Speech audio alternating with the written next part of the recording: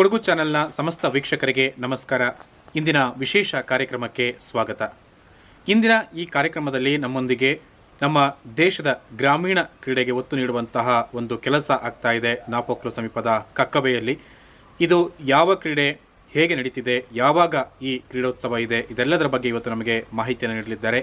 ಈ ಕ್ರೀಡಾಕೂಟವನ್ನು ಆಯೋಜಿಸಿರುವಂಥ ಸ್ಟೆಪ್ಸ್ ಸಂಸ್ಥೆಯ ಅಧ್ಯಕ್ಷರಾಗಿರುವಂಥ ಬೊಳೆಯಡಿರ ಸಂತೋಷ್ ಸುಬ್ರಹ್ಮಣಿಯವರು. ಸರ್ ನಮಸ್ತೆ, ಹಾಗೆ ಕಾರ್ಯಕ್ರಮಕ್ಕೆ ಸ್ವಾಗತ.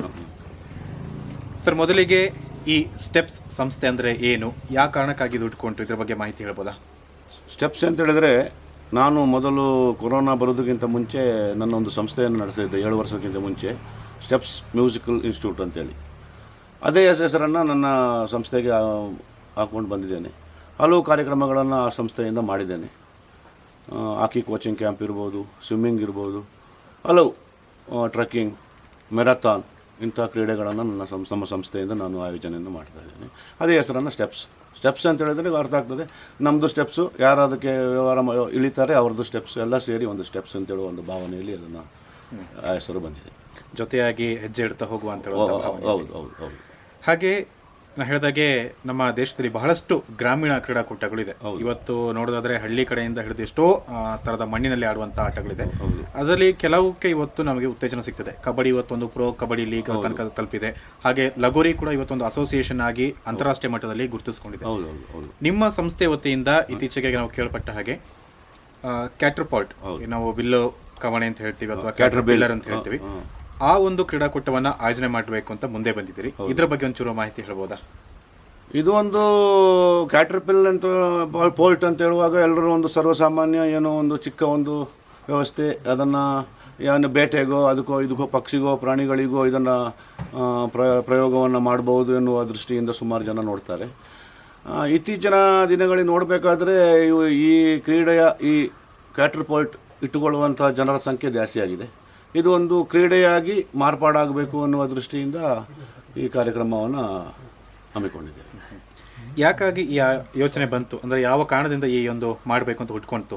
ಇದು ಈ ಕ್ಯಾಟ್ರಪೋಲ್ಟ್ ಅನ್ನೋದನ್ನು ಆಗಲೇ ಹೇಳಿದಾಗೆ ಪ್ರಾಣಿಗಳು ಪಕ್ಷಿಗಳ ಮೇಲೆ ಇದು ಮಾಡೋದಕ್ಕೆ ಪ್ರಯೋಗ ಮಾಡೋದಕ್ಕಿಂತ ಇದನ್ನು ಒಂದು ಕ್ರೀಡೆಯಾಗಿ ಬೆಳೆಸಿದರೆ ಇದೊಂದು ಕ್ರೀಡೆಯಾಗಿ ಬೆಳೆಯುವ ಒಂದು ದೊಡ್ಡ ಸಾಧ್ಯತೆ ಇದೆ ಅಂತ ಹೇಳುವ ಒಂದು ಮುಂದಿನ ದೃಷ್ಟಿಯಿಂದ ಈ ಕ್ರೀಡೆಯನ್ನು ಆಯೋಜನೆ ಮಾಡಿದ್ದೇವೆ. ಒಳ್ಳೆಯ ಆಲೋಚನೆ. ಯಾಕಂತ ಹೇಳಿದ್ರೆ ಇವತ್ತು ಈ ತರದ್ದು ಬಹಳಷ್ಟು ನಮಗೆ ನಶಿಸಿ ಹೋಗ್ತಾ ಇದೆ, ಅದನ್ನ ಮತ್ತೆ ಮುನ್ನೆಲೆಗೆ ತರಬೇಕನ್ನುವಂತ ಪ್ರಯತ್ನ. ಇದು ನೀವು ಪ್ರಪ್ರಥಮ ಬಾರಿಗೆ ಒಂದು ಕ್ರೀಡೆಯ ರೀತಿಯಲ್ಲಿ ತರ್ತಾ ಇದ್ರಿ. ಹಾಗೆ ನಿಮಗೊಂದು ಹೊಸ ಸವಾಲು ಕೂಡ ಇರುತ್ತೆ, ಮತ್ತೆ ಒಂದಷ್ಟು ಕಷ್ಟಗಳು ಕೂಡ ಇದ್ರೆ ಅದ್ರ ಬಗ್ಗೆ ಹೇಳ್ಬೋದು. ಯಾವ ರೀತಿ ಆಯೋಜನೆ ಮಾಡಬೇಕು ಅಂತ ಇದ್ದೀರಿ? ಈಗ ನಮ್ಮ ಕ್ಲಬ್ಬಿನಲ್ಲಿ ನಮ್ಮ ಆತ್ಮೀಯ ನನ್ನ ಸ್ನೇಹಿತರೇ ಸುಮಾರು ಒಂದು 20 ಜನ ಇದ್ದಾರೆ.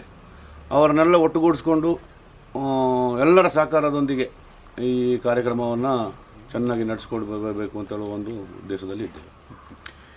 ಯಾವ ತಾರೀಕಿಗೆ ಪಂದ್ಯಾಟ ನಡೆಯುತ್ತೆ? ಇದು ಫೆಬ್ರವರಿ 26 ಸಂಡೇ ಬರ್ತದೆ, ಭಾನುವಾರ. ಫೆಬ್ರವರಿ 26ಕ್ಕೆ ಈ ಕ್ರೀಡೆಯನ್ನು ಆಯೋಜನೆ ಮಾಡಿದ್ದೇವೆ. ಈಗ ಕ್ಯಾಟ್ರಪಾಲ್ಟ್ ಅಂತ ಹೇಳಿದಾಗ ಸಾಮಾನ್ಯವಾಗಿ ನಮಗೆ ಕಲ್ಲನ್ನು ಹಾಕಿ ಹೊಡೆಯುವಂಥದ್ದು ಇದ್ದೇ ಇರುತ್ತೆ. ಹೌದು. ಇಲ್ಲಿ ನೀವೊಂದು ಸ್ಪರ್ಧೆ ಅಂತ ತಂದಾಗ ಅದಕ್ಕೆ ಒಂದಷ್ಟು ನಿಯಮಗಳನ್ನ ನಾವು ಮಾಡಬೇಕಾಗುತ್ತೆ. ಹೌದು. ಇಲ್ಲಿ ಏನೇನು ಹೊಸ ನಿಯಮಗಳನ್ನ ತಂದಿದ್ದೀರಿ? ಹೊಸ ನಿಯಮಗಳು ಅಂತ ಹೇಳಿದ್ರೆ ಬಾಲ್ಸ್ ಯೂಸ್ ಮಾಡುವಂಥ ವ್ಯವಸ್ಥೆಯನ್ನು ಇಟ್ಟುಕೊಂಡಿದ್ದೇವೆ. ಕಲ್ಲು ವ್ಯವಸ್ಥೆ ಮಾಡುವಂಥ ವ್ಯವಸ್ಥೆಯನ್ನು ಇಟ್ಟುಕೊಂಡಿದ್ದೇವೆ. ಅವರವರು ಮತ್ತು ಕುಪ್ಪಿ ಗೋಲಿ ಮಾತ್ರ ಯೂಸ್ ಮಾಡಬಾರ್ದು ಎನ್ನುವ ಒಂದು ಕಾನೂನನ್ನು ತಂದಿದ್ದೇವೆ. ಬಾಕಿ ಅವರವರಿಗೆ ಯಾವುದು ಇಷ್ಟ ಆಗ್ತದೆ ಅದರಲ್ಲಿ ಅವರು ವ್ಯವಸ್ಥೆಯನ್ನು ಮಾಡಬೇಕು. ಹಾಗೆ ಈಗ ನೀವು ಹೇಳಿದಾಗೆ ಅವರಿಗೆ ಇಷ್ಟ ಬಂದಂಥ ವಸ್ತುಗಳನ್ನ ಬಳಸಿ ಇದರಲ್ಲಿ ಸ್ಪರ್ಧೆ ಮಾಡ್ಬೋದು ಅಂತ. ಹೌದು. ಇದು ಯಾವ ರೀತಿ ಪಂದ್ಯಾಟ ನಡೆಯುತ್ತೆ? ಅಂದ್ರೆ ಈಗ ಪಂದ್ಯಾಟಕ್ಕೆ ಬಹಳಷ್ಟು ಜನ, ಸಾವಿರಾರು ಸಂಖ್ಯೆಯಲ್ಲಿ ಸ್ಪರ್ಧಿಗಳು ಬರಬಹುದು. ಅದು ಯಾವ ರೀತಿ ಹಂತ ಹಂತವಾಗಿ ನಡೆಯುತ್ತಾ ಹೋಗುತ್ತೆ? ಫಸ್ಟ್ ರೌಂಡ್ಗೆ ಎಷ್ಟು ಜನ, ಈಗ ಒಂದು 200-300 ಜನ ಬಂದು ಅದು ಸ್ಪರ್ಧಿಗಳು ಭಾಗವಹಿಸಿದರೆ ಫಸ್ಟ್ ರೌಂಡ್ ವ್ಯವಸ್ಥೆಯನ್ನು ನಡೀತದೆ. ಎಷ್ಟು ಅದರಲ್ಲಿ ಗುರಿ ಮುಟ್ಟಿಸಿದ್ದಾರೆ ಅವರು ಸೆಕೆಂಡ್ ರೌಂಡಿಗೆ ಅರ್ಹತೆಯನ್ನು ಪಡ್ಕೊಳ್ತಾರೆ. ಸೆಕೆಂಡ್ ರೌಂಡಲ್ಲಿ ಎಷ್ಟು ಜನ ಗುರಿಯನ್ನು ಮುಟ್ತಾರೆ ಅವರು ಥರ್ಡ್ ರೌಂಡ್, ಫೋರ್ತ್ ರೌಂಡ್ ಆಗಿ ಫೈನಲ್ಸ್ ಬರುವಂಥ ವ್ಯವಸ್ಥೆಯನ್ನು ಇಟ್ಕೊಂಡಿದ್ದಾರೆ. ಅಂದರೆ ಈ ಒಂದೊಂದು ಹಂತಕ್ಕೂ ಏನಾದರೂ ವ್ಯತ್ಯಾಸಗಳಿದೆಯಾ ಹೇಗೆ? ಸ್ವಲ್ಪ ದೂರದಲ್ಲಿ ಡಿಸ್ಟೆನ್ಸಲ್ಲಿ ಸ್ವಲ್ಪ ವ್ಯತ್ಯಾಸವನ್ನು ಮಾಡಬೇಕು ಅಂತ ಒಂದು ಆಯೋಜನೆಯನ್ನು ಇಟ್ಟಿದ್ದೇವೆ, ಯೋಚನೆಯಲ್ಲಿದ್ದೇವೆ. ಅಂದರೆ ಎಲ್ಲರ ಒಂದು ಗುರಿ ಯಾವುದಿರುತ್ತೆ, ಯಾವುದಕ್ಕೆ ಅವರು ಶೂಟ್ ಮಾಡಬೇಕಾಗುತ್ತೆ? ಒಂದು ಸ್ಟೀಲ್ ಚೊಂಬು ಅಂತ ಹೇಳ್ತೀವಿ ನಾವು, ಅದಕ್ಕೆ ಚೊಂಬೆ, ಸ್ಟೀಲ್ ಚೊಂಬು, ಅದಕ್ಕೆ ಸ್ಟೀಲ್ ಚೊಂಬು. ಇದರಲ್ಲಿ ಒಬ್ಬ ಆಟಗಾರನಿಗೆ ಎಷ್ಟು ಅವಕಾಶಗಳಿರುತ್ತೆ? ಎರಡು ಅವಕಾಶದಲ್ಲಿ ಹೊಡೆದವನು ಮುಂದಕ್ಕೆ ಹೋಗ್ತಾನೆ. ಒಂದು ತೆಗೆದರೆ ಸಾಕು. ಒಂದು ಗುರಿ ಮುಟ್ಟಿದಲ್ಲಿ ಅವನು ಎರಡನೇ ರೌಂಡಿಗೆ ಹೋಗ್ಬೋದು. ಒಂದು ಈ ಪಂದ್ಯಾಟಕ್ಕೆ ನೀವು ಆಯೋಜನೆ ಮಾಡಬೇಕು ಅಂತ ಈಗಾಗಲೇ ಯೋಚನೆ ಮಾಡಿದ್ರಿ, ಹಾಗೆ ಅದರ ಸಿದ್ಧತೆ ಕೂಡ ನಡೀತಾ ಇದೆ. ಹೌದು. ಇದನ್ನ ಒಂದು ಮಾಡಬೇಕು ಅಂತ ನೀವು ಈಗ ಹೇಳಿದಾಗ ಬಹಳಷ್ಟು ಕಡೆಗೆ ಇದರ ಪ್ರಚಾರ ಆಗಿರುತ್ತೆ, ಈ ರೀತಿ ಇದೆ ಅಂತ ಹೇಳಿ. ಹೌದು ಹೌದು. ಆಗ ಹೊರಗಿನವರ ಒಂದು ಪ್ರತಿಕ್ರಿಯೆ ಹೇಗಿತ್ತು? ಅಂದ್ರೆ ಇದು ಮಾಡಬೇಕು ಅನ್ನೋಕ್ಕೆ ಅಪಹಾಸ್ಯ ಮಾಡಿದ್ರೆ ಅಥವಾ ಅದಕ್ಕೆ ಪ್ರೋತ್ಸಾಹ ಕೊಡ್ತಿದಾರ ಹೇಗೆ? ಸುಮಾರು ಜನ ಫಸ್ಟ್ ಈ ವಿಷಯ ತಿಳಿಬೇಕಾದ್ರೆ ಸ್ವಲ್ಪ ನಗಾಡ್ತಾರೆ, ಆಮೇಲೆ ಇಲ್ಲ ಇದು ಒಳ್ಳೆಯ ಒಂದು ಕ್ರೀಡಾಕೂಟ, ಇದನ್ನು ಮಾಡು ಎನ್ನುವ ವ್ಯವಸ್ಥೆಯನ್ನು ಹೇಳ್ತಾ ಇದ್ದಾರೆ. ಭಾಳ ಒಂದು ಉತ್ಸಾಹದಿಂದ ಕಾರ್ಯಕ್ರಮ ನಡೆಯುವಂಥ ಸಿದ್ಧತೆಯನ್ನು ಮಾಡಿಕೊಂಡಿದ್ದೇವೆ. ಅಂದರೆ ಇದಕ್ಕೆ ಇಂತಿಷ್ಟೇ ಆದಂಥ ಒಂದು ಉಪಕರಣಗಳನ್ನು ಬಳಸಬೇಕು ಅಂತ ಏನಾದ್ರು ಇದೆಯಾ? ನೀವು ಹೇಳಿದ್ರೆ ಕಲ್ಲುಗಳನ್ನು ಅವರೇ ತರಬಹುದು ಅಂತೇಳಿ.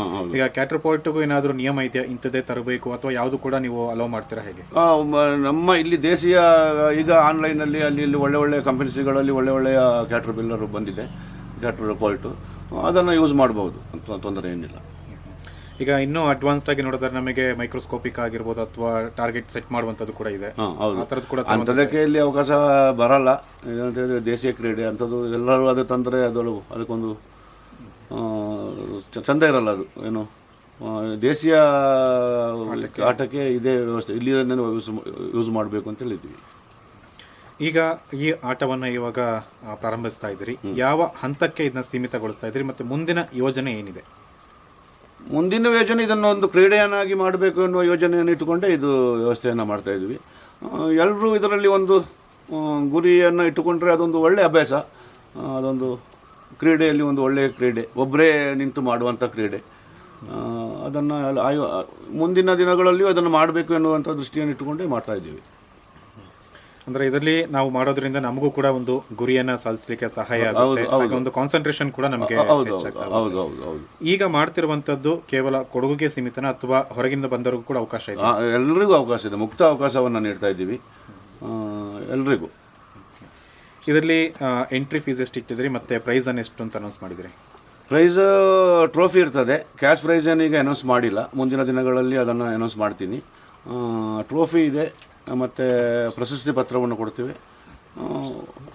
ಒಳ್ಳೆಯ ಒಂದು ಕ್ಯಾಶ್ ಪ್ರೈಸನ್ನು ಕೂಡ ಕೊಡಬೇಕು ಅನ್ನುವ ನಿರೀಕ್ಷೆಯನ್ನು ಇಟ್ಟುಕೊಂಡಿದ್ದೇವೆ. ಎಂಟ್ರಿ ಫೀಸ್ ಎಷ್ಟು ಮಾಡಿದ್ದೀರಿ? 200 ರೂಪೀಸ್, 200 ರೂಪಾಯಿ ಮಾಡಿದ್ವಿ ಒಬ್ಬರಿಗೆ. 26 ಫೆಬ್ರವರಿ ಕಕ್ಕಬೆಯ ಹಿರಿಯ ಪ್ರೌಢಶಾಲಾ ಮೈದಾನದಲ್ಲಿ ಈ ಪಂದ್ಯಾಟ ನಡೀತಾ ಇದೆ.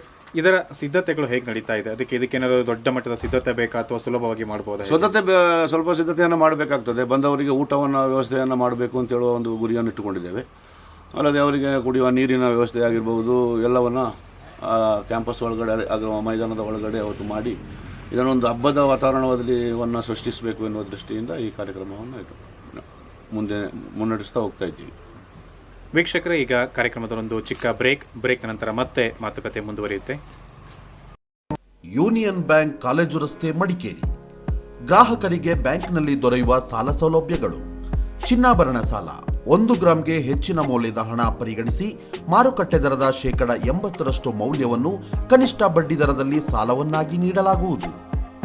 ಕನಿಷ್ಠ ಬಡ್ಡಿ ದರ, ತ್ವರಿತಗತಿಯಲ್ಲಿ ಸಾಲ ಸೌಲಭ್ಯ, ಸೇವಾ ಶುಲ್ಕ ಕೇವಲ Rs. 100 ಮಾತ್ರ.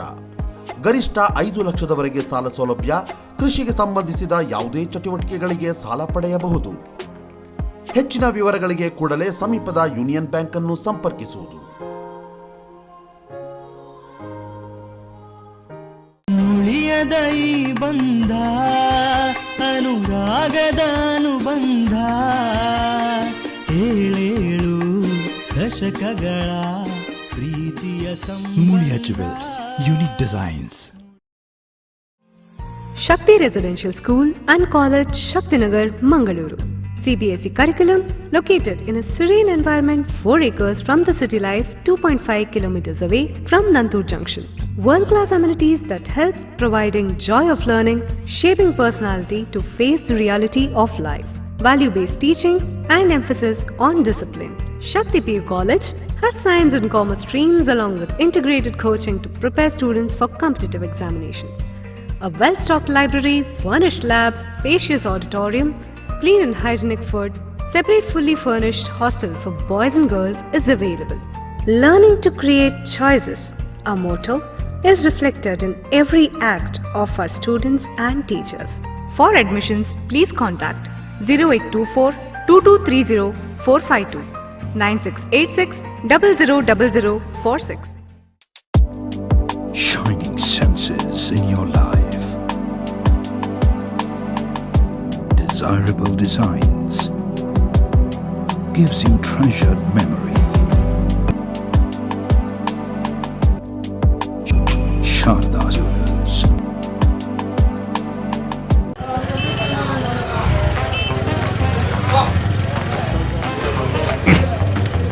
ದೇವ್ರೆ ಸಿಕ್ಬಿದ್ದೆ. ಆಹಾ, ಆಗ ನೀನು ಜೀವಂತವಾಗಿದ್ಯಾ? ದೇವ್ರೆ ಮತ್ತೆ ಮಾಯವಾದ್ನ. ಹೇಯ್, ಅಲ್ಲಿ ನಿಲ್ಲೋ. ಹೇಯ್, ಅಲ್ಲಿ ನಿಲ್ಲದಿದ್ರೆ ನಿನ್ನನ್ನ ಪೊಲೀಸ್ನಿಂದ ಹಿಡಿಸ್ತೀನಿ ನಾನು. ಟೀಚರ, ನಾನ್ ನೋಡ್ಲೇ ಇಲ್ಲ. ಅಲ್ಲ, ಏನ್ ನಿನ್ ಉದ್ದೇಶ? ನನ್ ಮನೆ ಕೆಲ್ಸ ತಕ್ಷಣ ಮುಗಿಸ್ಕೊಡ್ತೀಯೋ ಹೇಗೆ? ಅಲ್ಲ, ನಾನು ಟೀಚರ್ಗೆ ಒಳ್ಳೆ ಲಾಭ ಸಿಗ್ಲಿ ಅಂತ ವರ್ಕ್ ಡಿಲೇ ಮಾಡಿದ್ದು. ಲಾಭ ಬೇಡ ಅಂದ್ರೆ ಬೇಡ. ಕೆಲ್ಸ ಡಿಲೇ ಮಾಡಿದ್ರೆ ನನ್ಗೇನ್ ಲಾಭ ಸಿಗುತ್ತೆ? ಟೀಚರ್, ಎಬಿಸಿ ಅವರ ಗಂಭೀರ ಆಫರ್ ಆಗಿದೆ. ABC grand discount sale.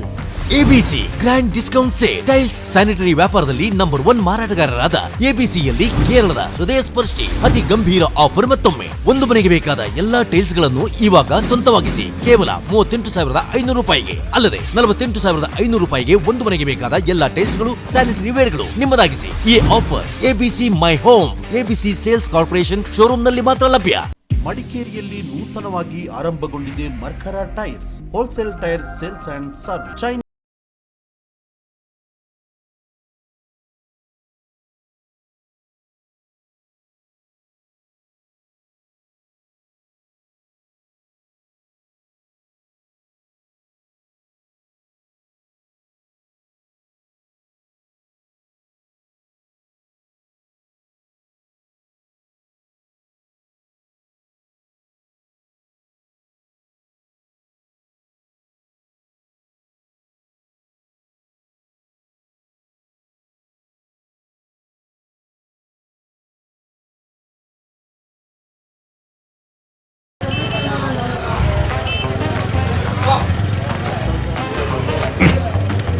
ದೇವ್ರೆ ಸಿಕ್ಬಿದ್ದೆ.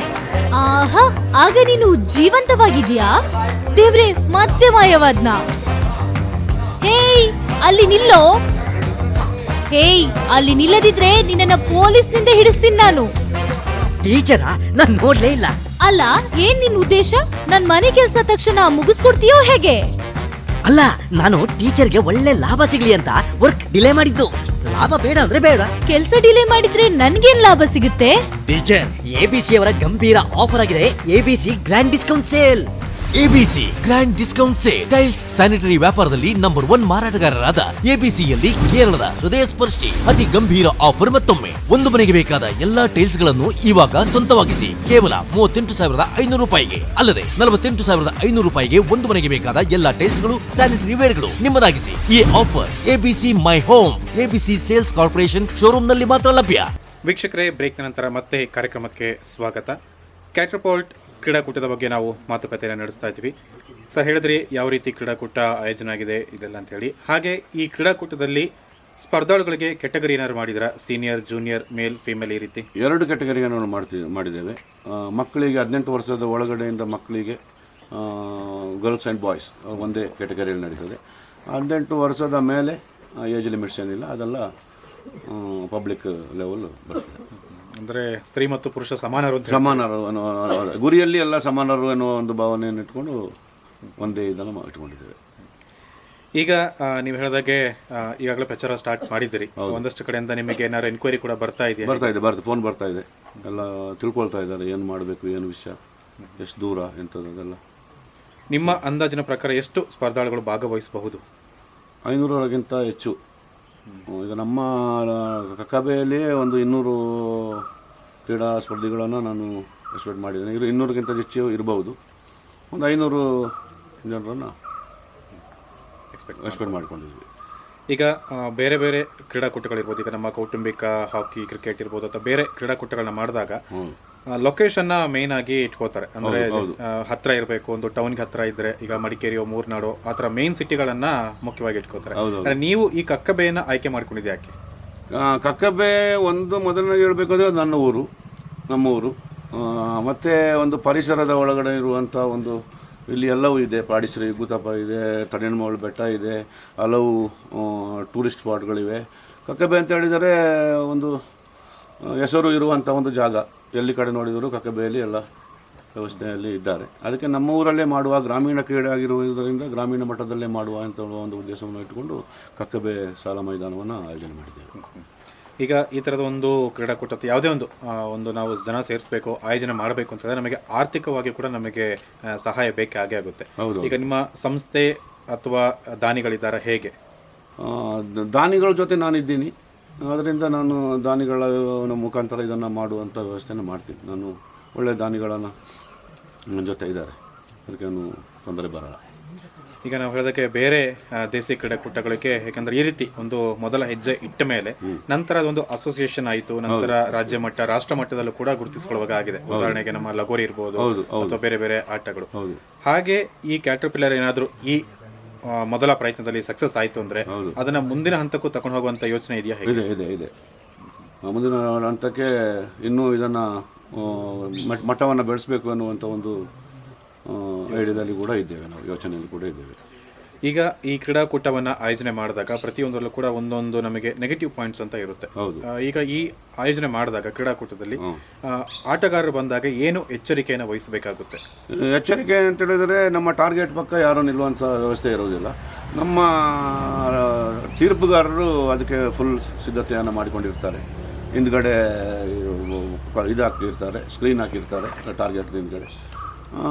ಅದಕ್ಕೆಲ್ಲ ಸಿದ್ಧತೆಗಳನ್ನು ನಾವು ಮಾಡ್ಕೊಂಡಿದ್ದೀವಿ. ಅಂಥ ಡೇಂಜರ್ಸ್ ಜನ ಬರುವಂಥ ವ್ಯವಸ್ಥೆ ಇಲ್ಲ. ಅದನ್ನು ನಾವು ಸೂಕ್ಷ್ಮ ದೃಷ್ಟಿಯಿಂದ ಅದನ್ನು ಹೇಳಿಕೊಟ್ಟು ವ್ಯವಸ್ಥೆಯನ್ನು ಮಾಡ್ಕೊಂಡು ಹೋಗುವಂಥ ವ್ಯವಸ್ಥೆಯಲ್ಲಿ ಆಲೋಚನೆಯನ್ನು ಮಾಡಿದ್ದೇವೆ. ಇದರಲ್ಲಿ ನೀವು ಹೇಳಿದ್ರಿ ರೂಲ್ಸ್ನ ಮಾಮೂಲಿಯಾಗಿ ದೊಡ್ಡ ಮಟ್ಟಕ್ಕೆ ಏನೂ ಇಲ್ಲ, ನೇರವಾಗಿ ಗುರಿ ಹೊಡೆಯುವುದು ಅಂತ ಹೇಳಿ. ಆದರೂ ಕೂಡ ಇದರಲ್ಲಿ ಫೌಲ್ ಆಗುವಂಥ ಏನಾದರೂ ಸಂದರ್ಭ ಇದೆಯಾ? ಒಬ್ಬ ಸ್ಪರ್ಧಿ ಬಂದು ನಮ್ಮ ಟಾರ್ಗೆಟಲ್ಲಿ ನಿಂತು 10 ಸೆಕೆಂಡ್ ಒಳಗಡೆ ಅವನು ಗುರಿಯನ್ನು ಮುಟ್ಟಿಸ್ಬೇಕು. ಅಲ್ಲಿ ಫೇಲ್ಯೂರ್ ಆಯಿತು ಅಂತ ಹೇಳಿದ್ರೆ ಅದು ಫೌಲ್ ಆಗಿ ಹೊರ ಬರ್ತದೆ ಅಷ್ಟೇ. 10 ಸೆಕೆಂಡ್ ಒಳಗಡೆ ಅವನು ಗುರಿ ಮುಟ್ಟಿಸುವಂಥ ಕೆಲಸವನ್ನು ಮಾಡಬೇಕು.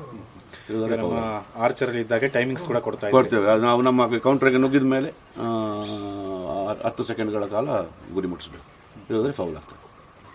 ಈಗ ನೀವು ಹೇಳಿದ್ರೆ ಅದಕ್ಕೆ ಒಂದು ಫೌಲ್ ಆಗುವಂಥ ಸಂದರ್ಭ ಇದೆ ಅಂತೇಳಿ, ಅದಕ್ಕೇನಾದರೂ ನೀವು ಸರ್ಕಲ್ ಏನಾದ್ರು ಹಾಕ್ತಾರೆ ಅದರೊಳಗೆ? ನಾವು ಬೋರ್ಡ್ ಇಟ್ಟು ಒಂದು ಇದು ಮಾಡಿ ಇಟ್ಟಿರ್ತೀವಿ, ಸ್ಟೇಜ್. ಆ ಸ್ಟೇಜಿಂದನೇ ಬಿಡಬೇಕು, ಅದರ ಒಳಗಡೆಯಿಂದನೇ ಬಿಡಬೇಕು. ಅಲ್ಲಿಂದ ಬೇರೆ ಎಲ್ಲೂ ಹೋಗಿ ಗುರಿ ಇಡುವಂಥ ವ್ಯವಸ್ಥೆ ಇಲ್ಲ. ನಮ್ಮ ಟಾರ್ಗೆಟ್ ಎಲ್ಲಿ ಇರ್ತದೆ ಅಲ್ಲಿಗೆ ನಮ್ಮ ಇದು ಬಾಕ್ಸಿಂದ ಬಿಡಬೇಕಷ್ಟೇ. ಹಾಗೆ ಅದರಲ್ಲಿ ಕೆಲವರಿಗೆ ನಿಂತು ಹೊಡೆಯೋ ಅಭ್ಯಾಸ ಇರುತ್ತೆ, ಕೂತು ಹೊಡೆಯುತ್ತೆ, ಅದರಲ್ಲಿ ಏನೂ ರಿಸ್ಟ್ರಿಕ್ಷನ್ ಇಲ್ಲ. ಅವನು ಹೇಗೆ ಬೇಕಾದರೂ ಹೊಡಿಬಹುದು. ಆ ಬಾಕ್ಸ್ ಒಳಗೆ ನಿಂತು ಹೊಡಿಬೇಕಷ್ಟೇ. ಈಗ ನೀವು ಹೇಳಿದಾಗ ಹಂತ ಹಂತವಾಗಿ ನೀವು ಡಿಸ್ಟೆನ್ಸ್ ಅನ್ನ ಜಾಸ್ತಿ ಮಾಡ್ತಾ ಹೋಗ್ತೀರಿ. ಈಗ ಮೊದಲ ಹಂತದಲ್ಲಿ ಹೊಡೆದವ್ರು ಎಷ್ಟು ಹೊಡೆದ್ರೆ ಮಾತ್ರ ನೆಕ್ಸ್ಟ್ ಆಯ್ಕೆ ಆಗ್ತಾನೆ? ಒಂದು ಹೊಡಿಬೇಕಾ ಅಥವಾ 2 ಹೊಡಿಬೇಕು? ಒಂದು ಹೊಡೆದ ಸರ್, 2ರಲ್ಲಿ 1. ಫಸ್ಟೇ ತಗಲಿಬಿಟ್ರೆ ಅವನಿಗೆ ಸೆಕೆಂಡ್ ಆಪ್ಷನ್ ಇರಲ್ಲ, 1ರಲ್ಲೇ ಅವನು ಸೆಲೆಕ್ಟ್ ಆಗ್ತಾನೆ. ಅಂದ್ರೆ ಮ್ಯಾಕ್ಸಿಮಮ್ ಎಷ್ಟರವರೆಗೆ ಜನ ಕಮ್ಮಿ ಆಗ್ತಾ ಬರ್ತಾರೆ ಅಲ್ಲಿವರೆಗೆ ನೀವು ಅವಕಾಶ ಕೊಡ್ತಾ ಇರಬೇಕಾಗ್ತದೆ. ಈಗ ಕೊನೆಯ ಹಂತಕ್ಕೆ ನೀವು ತಲುಪಿದ ಮೇಲೆ ಅಲ್ಲಿ ಕೂಡ ನಿಮಗೊಂದು ಜನ ಸಿಗೋದು 10 ಜನ ಇದ್ರು, ಅವರ ಒಂದು ಹೇಗೆ ಆಯ್ಕೆ ಮಾಡ್ತೀರಿ? ಅವರನ್ನು ಪುನಃ ರೌಂಡ್ಸ್ ಮುಖಾಂತರನೇ ಆಯ್ಕೆ ಮಾಡಬೇಕಾಗ್ತದೆ. ಏನು 10 ಜನದಿಂದ 5 ಜನಕ್ಕೆ ಬರ್ತಾರೆ, 5 ಜನರಿಂದ 3 ಜನಕ್ಕೆ ಬರ್ತಾರೆ, 3 ಜನರಲ್ಲಿ ಇದು ಮಾಡಬೇಕಾಗ್ತದೆ. 3 ಜನರಲ್ಲಿ ಲಾಸ್ಟ್ಗೆ ಯಾರು ಬರ್ತಾನೆ ಅವನು ಫಸ್ಟ್ ಇರ್ತಾನೆ. ಹಾಗೆ ಮುಖಾಂತರ ಹೋಗ್ತದೆ. ಆದರೂ ಕೂಡ ಈಗ ನಾವು ಹೇಳ್ಬೋದು, ಈಗ ಅಪ್ರತಿಮ ಗುರಿಕಾರ ಇರ್ತಾರೆ, ಕೊನೆಯ 3ರಲ್ಲೂ ಕೂಡ ನಿಮಗೆ ಕಷ್ಟ ಕೊಡ್ತಿರ್ತಾರೆ. ಆ ಸಂದರ್ಭದಲ್ಲಿ ಏನಾದರೂ ಆಲ್ಟರ್ನೇಟ್ ಆಗಿ ಇದೆಯಾ? ಇಲ್ಲ. ಗುರಿ ಮುಟ್ಟಿಸುವಂಥ ಲೆವೆಲ್ ವರೆಗೆ ನಾವು ಹೋರಾಡಬೇಕಾಗ್ತದೆ. ಸಡನ್ ಡೆತ್ ಇಲ್ಲ, ಅದು ರೌಂಡ್ಸಲ್ಲೇ ಮುಕ್ತಾಯವಾಗಬೇಕು ಹೊರತು ಏನೇ ಇದು ಚೇಂಜ್ ಮಾಡುವಂಥ ವ್ಯವಸ್ಥೆ ಇಲ್ಲ. ಈಗ ಈ ಒಂದು ಕ್ಯಾಟರ್ಪಾಲ್ಟಲ್ಲಿ ನಾವು ಅಂದರೆ ಸಾಮಾನ್ಯವಾಗಿ ಇರುವಂಥವ್ರು ಹೇಗೆ ಅಂತ ಹೇಳಿದ್ರೆ ಒಂದು ಹವ್ಯಾಸಕ್ಕಾಗಿ ಬಳಸ್ತಿರ್ತೀವಿ. ಈಗ ಈ ಥರ ಒಂದು ಸ್ಪರ್ಧೆ ಬಂತು ಅಂತ ಹೇಳ್ತೀವಿ, ಅಥವಾ ಮನೇಲಿ ಇದ್ದರೆ ಬಳಸ್ಕೊಂಡ್ತಾ ಇರ್ತೀವಿ. ಇದರಲ್ಲಿ ಯಾರು ಹೆಚ್ಚು ಪರಿಣಿತಿಯನ್ನು ಹೊಂದಿರ್ತಾರೆ? ಅಂದರೆ ದಿನನಿತ್ಯದಲ್ಲಿ ಈ ರೀತಿ ಬಳಕೆ ಮಾಡುವವರು ಯಾರು? ಎಲ್ಲರೂ ಮಾಡ್ತಾರೆ. ಅದರಲ್ಲಿ ಆದಿವಾಸಿಗಳು, ಬುಡಕಟ್ಟು ಜನಾಂಗದವರು ಇದನ್ನು ಭಾಳ ಅವರದೊಂದು ಆಯುಧವನ್ನಾಗಿ ಬಳಸುವಂಥ ವ್ಯವಸ್ಥೆಯಲ್ಲಿ ಅವರು ಇಟ್ಕೊಂಡಿದ್ದಾರೆ. ಎಲ್ಲ ಇದರಲ್ಲಿ ಆ ಕ್ಯಾಸ್ಟ್ ಈ ಕ್ಯಾಸ್ಟ್, ಆ ಜಾತಿ ಈ ಜಾತಿ ಅನ್ನುವಂಥ ವ್ಯವಸ್ಥೆ ಇಲ್ಲ. ಎಲ್ಲರೂ ಇದನ್ನು ಬಳಸುವಂಥವರೇ ಜಾಸ್ತಿ ಇದ್ದಾರೆ ಅಂತೇಳಿ ಆಗ್ತದೆ. ಇನ್ನೊಂದು ಮುಖ್ಯವಾದ ಪ್ರಶ್ನೆ ಏನಂತ ಹೇಳಿದ್ರೆ, ಇದು ಹೆಚ್ಚಾಗಿ ಗುರಿಗೆ ಸಂಬಂಧಿಸಿದಂಥ ಒಂದು ಕ್ರೀಡೆ ಆಗಿದೆ. ಈಗ ನಿಮಗೆ ಬಂದಾಗ ಯಾರೊಬ್ಬ ಫಸ್ಟ್ ಬರ್ತಾನೆ, ಆತ ಅಪ್ರತಿಮ ಗುರಿಕಾರ, ಎಲ್ಲಿ ಕೂಡ ಆತ ಸೋಲೋದಿಲ್ಲ, ಹೊಡೆದೆಲ್ಲವನ್ನು ಗುರಿ ಮುಟ್ಟಿಸ್ತಾನೆ. ಆತನಿಗೆ ನೀವು ಬೇರೆ ರೀತಿ ಅವಕಾಶ ಮಾಡಿಕೊಡುವಂಥ ಪ್ರಯತ್ನ ಇದೆಯಾ? ಅಂದರೆ ಆತನಿಗೆ ಬೇರೆ ಕಡೆ ಎಲ್ಲರೂ ಗುರಿ ಇರುವಂಥ ಕ್ರೀಡೆಗೆ ಆತನನ್ನು ಸಜೆಸ್ಟ್ ಮಾಡುವಂಥದ್ದು ಇದೆಯಾ? ಬೇರೆ ಕಡೆ ಕಳಿಸುವಂಥದ್ದು? ನಮ್ಮ ಸಂಸ್ಥೆಯಿಂದಲೇ ನಾನು ಹೇಳಬೇಕು ಅಂತ ಹೇಳಿದ್ರೆ, ನಮ್ಮ ಸಂಸ್ಥೆಯಿಂದಲೇ ನಾವು ಹಾಕಿ ಕೋಚಿಂಗ್ ಕ್ಯಾಂಪನ್ನು ಮಾಡ್ತಾ ಇರಬೇಕಾದ್ರೆ ನಾವು ಏರ್ ಗನ್ ಶೂಟಿಂಗ್ ಮಾಡ್ತಾಯಿದ್ವಿ, ಮಕ್ಕಳಿಗೆ ಕಲಿಸ್ತಾ ಇದ್ವಿ. ನಮ್ಮ ಸಂಸ್ಥೆಯಲ್ಲೇ ಹೋದ ಹುಡುಗ ಈಗ ವೆಲ್ಲಿಂಗ್ಟನ್ನಲ್ಲಿ ಪಿಸ್ತೂಲ್ ಶೂಟಿಂಗಲ್ಲಿ ನ್ಯಾಷನಲ್ ಲೆವೆಲ್ ಸೆಲೆಕ್ಟ್ ಆಗಿದ್ದಾನೆ. ಹಾಗೆ ಇದರಲ್ಲೂ ಕೂಡ ನಾವು ಗುರಿಕಾರರನ್ನು ಎಲ್ಲಿಗೆ ತಲುಪಿಸಬೇಕು ಎನ್ನುವ ದೃಷ್ಟಿಯನ್ನು ನೋಡಿಕೊಂಡು ಮುಂದಿನ ವ್ಯವಸ್ಥೆಯನ್ನು ಮಾಡಬೇಕು ಅಂತ ಇದ್ದೀವಿ. ಒಳ್ಳೆಯ ಆಲೋಚನೆ. ಯಾಕೆಂತ ಹೇಳಿದ್ರೆ ಹಲವಾರು ಕ್ರೀಡಾಕೂಟ ಆಯೋಜನೆ ಆದಮೇಲೆ ಅದು ಮುಗಿಯವರೆಗೆ ಮಾತ್ರ ಇರುತ್ತೆ, ಮುಗಿದ ಮೇಲೆ ಅಲ್ಲಿಗೆ ಮುಗ್ದ ಹೋಗುತ್ತೆ. ಹೌದೌದು, ಅಲ್ಲಿರುವಂತಹ ಟ್ಯಾಲೆಂಟ್ ನಾವು ಮುಂದೆ ತಳ್ಳುವಂತ ಪ್ರಯತ್ನ ಮಾಡಬೇಕು. ಹೌದು ಹೌದು ಹೌದು ಹೌದು.